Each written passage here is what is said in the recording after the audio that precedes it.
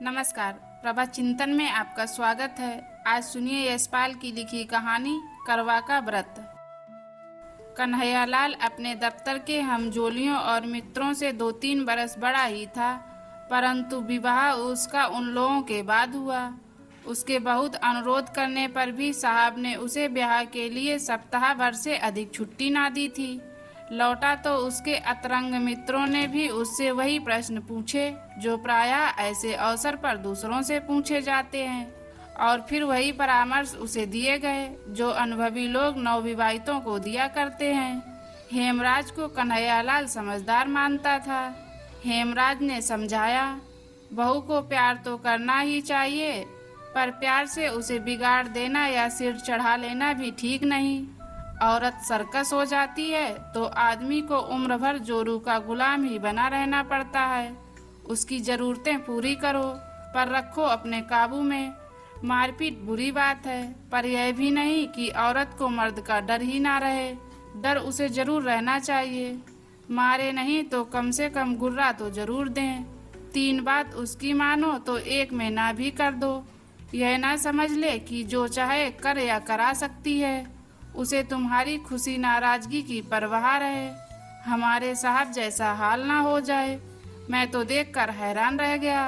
Emporium से कुछ चीजें लेने के लिए जा रहे थे तो घरवाली को पुकार कर पैसे लिए। बीवी ने कह दिया, कालीन इस महीने रहने दो, अगले महीने सही। तो भीगी बिल्ली की तरह बोले, अच्छा, मर्द को रुपया पैसा तो अपने पास में रखना चाहिए, मालिक तो मर्द है। कन्हैया के विवाह के समय नक्षत्रों का ऐसा योग था कि ससुराल वाले लड़की की विदाई कराने के लिए किसी तरह नहीं तैयार हुए। अधिक छुट्टी नहीं थी, इसलिए गौने की बात फिर पर टल गई थी। एक तरह से अच्छा ही हुआ। हेमराज ने कन्हैया को पढ़ा लिखा दिया कि तुम पहले ऐसा मत करना कि वह समझे कि तुम उसके बिना रह नहीं सकते या बहुत खुशामद करने लगो। अपनी मर्जी रखना, समझे। औरत और बिल्ली की जात एक। पहले दिन के व्यवहार का असर उस पर सदा रहता है। तभी तो कहते हैं कि गुब्बारा बर रोजे अव्वल कुस्तन। बिल्ली के आते ही पहले दिन हाथ लगा दे तो फिर रास्ता नहीं पकड़ती। तुम कहते हो पढ़ी लिखी है, तो तुम्हें और भी चौकस रहना चाहिए। पढ़ी लिखी यों भी मिजाज दिखाती है। निस्वार्थ भाव से हेमराज की दी हुई सीख कन्हैया ने पल्ले बांध ली थी। सोचा, मुझे बाजार होटल में खाना पड़े या खुद चौका बर्तन करना पड़े तो शादी का क्या लाभ। इसलिए वह लाजो को दिल्ली ले आया था। दिल्ली में सबसे बड़ी दिक्कत मकान की होती है। रेलवे में काम करने वाले कन्हैया के जिले के बाबू ने उसे अपने क्वार्टर का एक कमरा और रसोई की जगह सस्ते किराए पर दे दी थी। 100-1.25 साल से मजे में चल रहा था। लाजवंती अलीगढ़ में 8वीं जमात तक पढ़ी थी। बहुत सी चीजों के शौक थे, कई ऐसी चीजों के भी जिन्हें दूसरे घरों की लड़कियों को या नई बहुओं को करते देख मन मार कर रह जाना पड़ता था। उसके पिता और बड़े भाई पुराने ख्याल के थे। सोचती थी ब्याह के बाद सही उन चीजों के लिए कन्हैया से कहती। लाजो के कहने का ढंग कुछ ऐसा था कि कन्हैया का दिल इनकार करने को ना करता, पर इस ख्याल से कि वह बहुत सर्कस ना हो जाए। 2 बात मानकर तीसरी पर इनकार भी कर देता। लाजो मुंह फुलाती तो सोचती कि मनाएंगे तो मान जाऊंगी, आखिर तो मनाएंगे ही, पर कन्हैया मनाने की अपेक्षा डांट ही देता। एक आध बार उसने थप्पड़ भी चला दिया। मनौती की प्रतीक्षा में जब थप्पड़ पड़ जाता तो दिल कटकर रह जाता और लाजो अकेले में फूट फूट कर रोती। फिर उसने सोच लिया, चलो किस्मत में यही है तो क्या हो सकता है। वह हार मानकर खुद ही बोल पड़ती। कन्हैया का हाथ पहली 2 बार तो क्रोध की बेबसी में ही चला था। जब चल गया तो उसे अपने अधिकार और शक्ति का अनुभव होने लगा। अपनी शक्ति अनुभव करने के नशे से बड़ा दूसरा नशा कौन होगा। इस नशे में राजा देश पर देश समेटते जाते थे, जमींदार गांव पर गांव और सेठ मील और बैंक खरीदते चले जाते हैं। इस नशे की सीमा नहीं। यह चस्का पड़ा तो कन्हैया के हाथ उतना क्रोध आने की प्रतीक्षा किए बिना ही चल जाते। मार से लाजो को शारीरिक पीड़ा तो होती ही थी, पर उससे अधिक होती थी अपमान की पीड़ा। ऐसा होने पर वह कई दिनों के लिए उदास हो जाती, घर का सब काम करती, बुलाने पर उत्तर भी दे देती, इच्छा ना होने पर कन्हैया की इच्छा का विरोध ना करती, पर मन ही मन सोचती रहती, इससे तो अच्छा है मर जाऊं, और फिर समय पीड़ा को कम कर देता। जीवन था तो हंसने और खुश रहने की इच्छा भी फूट पड़ती, और लाजो हंसने लगती। सोच यह लिया था, मेरा पति है, जैसा भी है मेरे लिए तो यही सब कुछ है, जैसे यह चाहता है वैसे ही मैं चलूं। लाजो के सब तरह अधीन हो जाने पर भी कन्हैया की तेजी बढ़ती ही जा रही थी। वह जितनी अधिक बेपरवाही और स्वच्छंदता लाजो के प्रति दिखा सकता, अपने मन में उसे उतना ही अधिक अपनी समझने और प्यार का संतोष पाता। कुमार के अंत में पड़ोस की स्त्रियां करवा चौथ के व्रत की बात करने लगीं। एक दूसरे को बता रही थी कि उनके मायके से करवे में क्या आया। पहले बरस लाजो का भाई आकर करवा दे गया था। इस बरस भी वह प्रतीक्षा में थी। जिनके मायके शहर से दूर थे, उनके यहाँ मायके से रुपए आ गए थे। कन्हैया अपनी चिट्ठी पत्री दफ्तर के पते से ही मंगवाता था। दफ्तर से आकर उसने बताया, तुम्हारे भाई ने करवे के 2 रुपए भेजे हैं। करवे के रुपए आ जाने से ही लाजो को संतोष हो गया। सोचा, भैया इतनी दूर कैसे आते। कन्हैया दफ्तर जा रहा था तो उसने अभिमान से गर्दन कंधे पर टेढ़ी कर और लाड़ के स्वर में याद दिलाया, हमारे लिए सरगी में क्या क्या लाओगे। और लाजो ने ऐसे अवसर पर लाई जाने वाली चीजें याद दिला दी। लाजो पड़ोस में कह आई कि उसने भी सरगी का सामान मंगवाया है। करवा चौथ का व्रत भला कौन हिंदू स्त्री नहीं करती। जन्म जन्म यही पति मिले, इसीलिए दूसरे व्रतों की परवाह न करने वाली पढ़ी लिखी स्त्रियां भी इस व्रत की उपेक्षा नहीं कर सकती। अवसर की बात, उस दिन कन्हैया लंच की छुट्टी में साथियों के साथ कुछ ऐसे काबू में आ गया कि 3.25 रुपए खर्च हो गए। वह लाजो का बताया सरगी का सामान घर नहीं ला सका। कन्हैया खाली हाथ घर लौटा तो लाजो का मन बुझ गया। उसने गम खाना सीखकर रूठना छोड़ दिया था, परंतु उस सांझ मुंह लटक ही गया। आंसू पोंछ लिए और बिना बोले चौके बर्तन के काम में लग गई। रात के भोजन के समय कन्हैया ने देखा कि लाजो मुंह सुजाए है, बोल नहीं रही है, तो अपनी भूल कबूल कर उसे मनाने या कोई और प्रबंध करने का आश्वासन देने के बजाय उसने उसे डांट दिया। लाजो का मन और भी बिध गया। कुछ ऐसा ख्याल आने लगा, इन्हीं के लिए तो व्रत कर रही हूँ और यही ऐसी रुखाई दिखा रहे हैं। मैं व्रत कर रही हूँ कि अगले जन्म में भी इन्हीं से ही ब्याह हो और मैं ही सुहा नहीं रही हूँ। अपनी उपेक्षा और निरादर से भी रोना आ गया। कुछ खाते ना बना, ऐसे ही सो गई। तड़के पड़ोस में रोज की अपेक्षा जल्दी ही बर्तन भांडे खटकने की आवाज आने लगी। लाजो को याद आने लगा, शांति बता रही थी कि उसके बाबू सरगी के लिए फेनिया लाए हैं। तार वाले बाबू की घरवाली ने बताया था कि खोए की मिठाई लाए हैं। लाजो ने सोचा, उन मर्दों को ख्याल है ना कि हमारी बहुएं हमारे लिए व्रत कर रही हैं, इन्हें जरा भी ख्याल नहीं। लाजो का मन इतना खिन्न हो गया कि सरगी में उसने कुछ भी ना खाया। ना खाने पर भी पति के नाम का व्रत कैसे ना रखती। सुबह सुबह पड़ोस की स्त्रियों के साथ उसने भी करवे का व्रत करने वाली रानी और करवे का व्रत करने वाली राजा की प्रेसी दासियों की कथा सुनने और व्रत के दूसरे उपचार निभाए। खाना बनाकर कन्हैया को दफ्तर जाने के समय खिला दिया। कन्हैया ने दफ्तर जाते समय देखा कि लाजो मुंह सुजाए है। उसने फिर डांटा, मालूम होता है 2-4 खाए बिना तुम सीधी नहीं होगी। लाजो को और भी रुलाई आ गई। कन्हैया दफ्तर चला गया तो वह अकेली बैठी कुछ देर रोती रही। क्या जुल्म है, इन्हीं के लिए व्रत कर रही हूँ और इन्हें गुस्सा ही आ रहा है। जन्म जन्म ये ही मिले इसलिए मैं भूखी मर रही हूँ। बड़ा सुख मिल रहा है ना, अगले जन्म में और बड़ा सुख देंगे। ये ही जन्म निभाना मुश्किल हो रहा है। इस जन्म में तो इस मुसीबत से मर जाना अच्छा लगता है, दूसरे जन्म के लिए वही मुसीबत पक्की कर रही हूँ। लाजो पिछली रात भूखी थी, बल्कि पिछली दोपहर के पहले का ही खाया हुआ था। भूख के मारे कुड़मुड़ा रही थी। और उस पर पति का निर्दयी व्यवहार।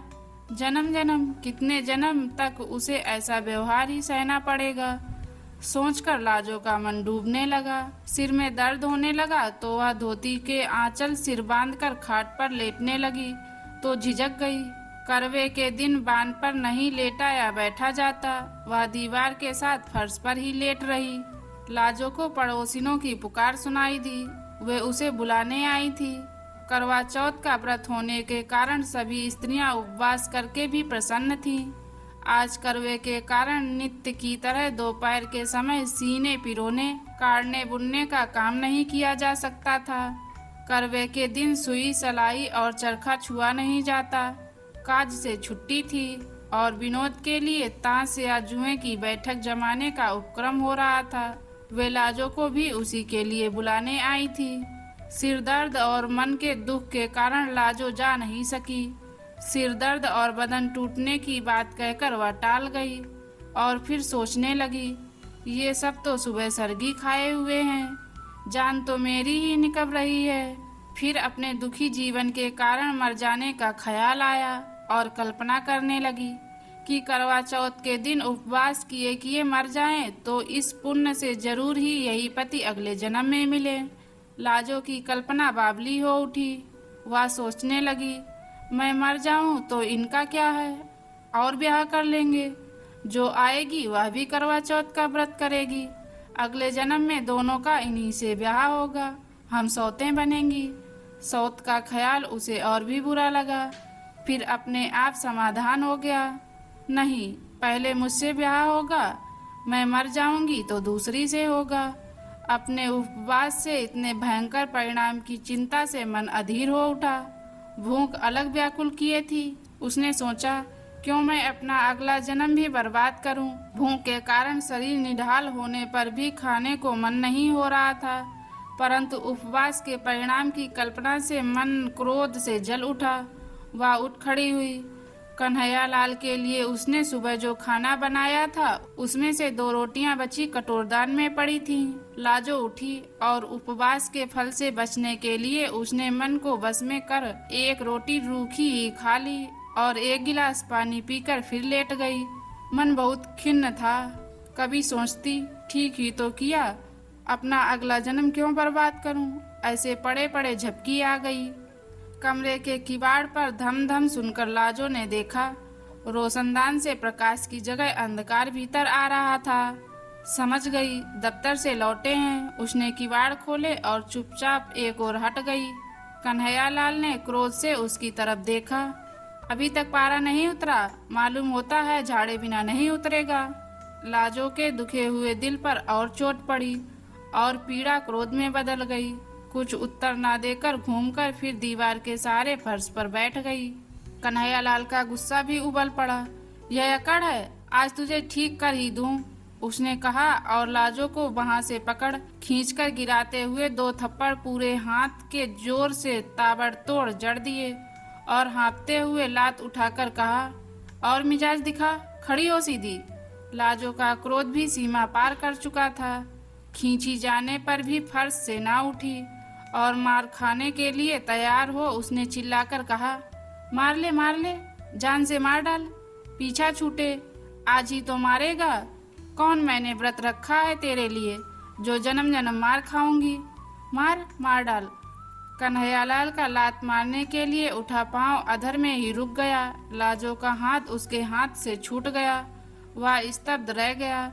मुंह में आई गाली भी मुंह में ही रह गई।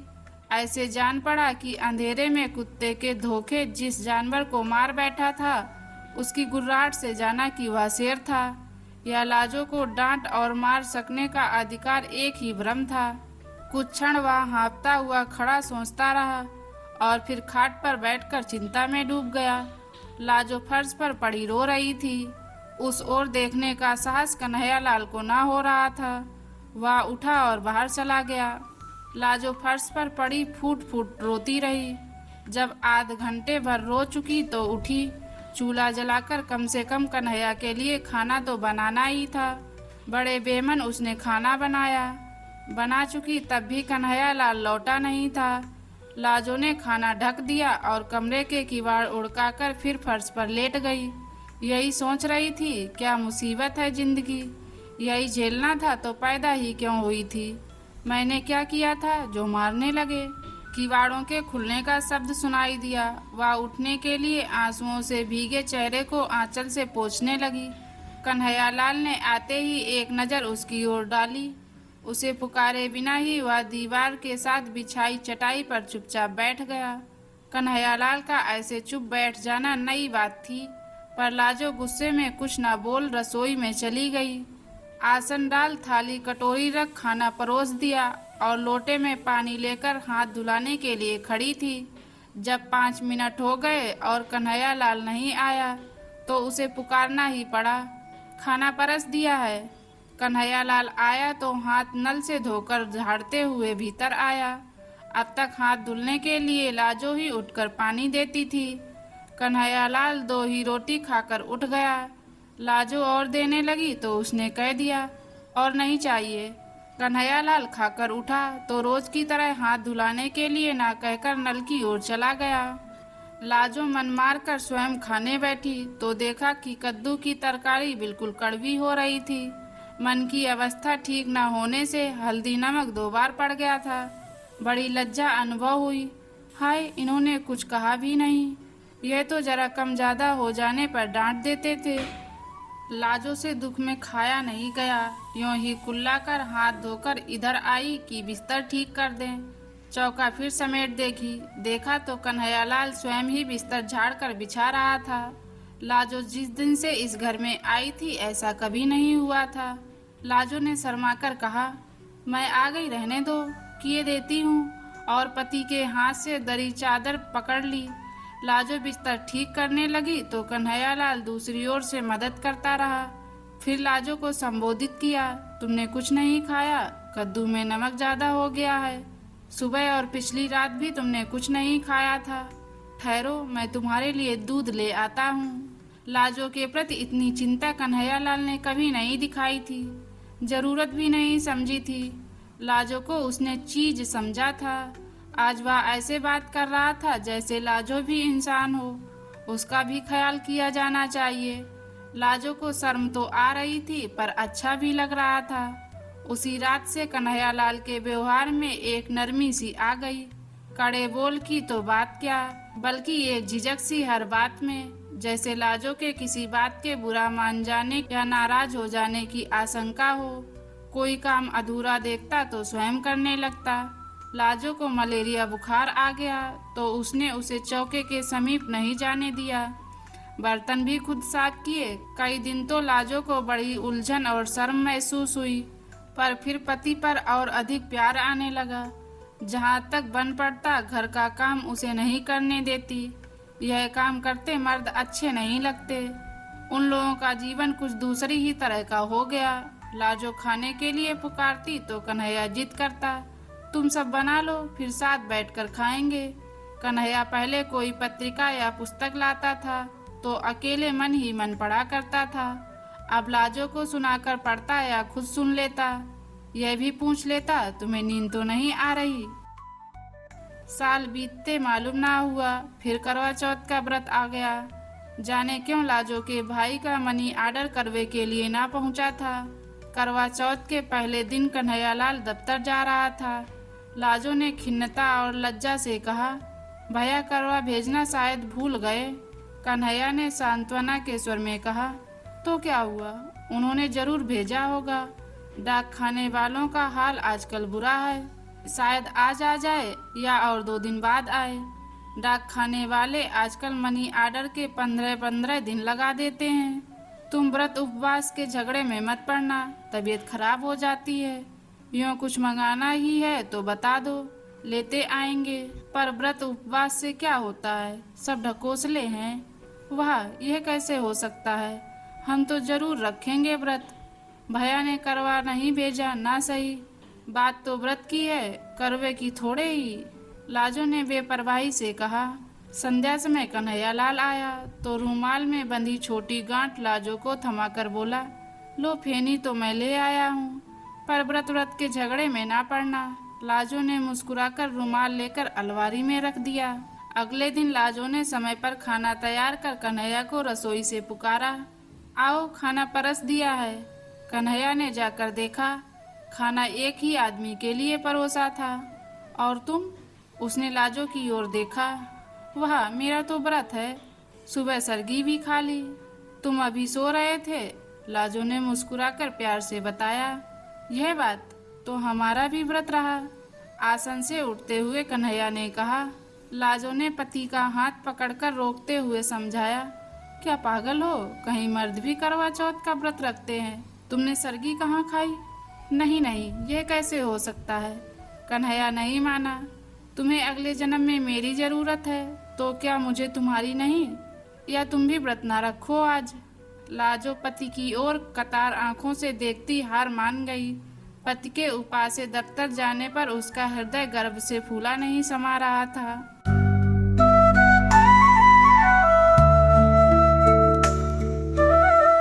दोस्तों, यह कहानी आपको कैसी लगी हमें कमेंट के माध्यम से बताइए और चैनल को सब्सक्राइब करना मत भूलिएगा। मिलते हैं एक ऐसी ही नई कहानी में। तब तक के लिए जय हिंद।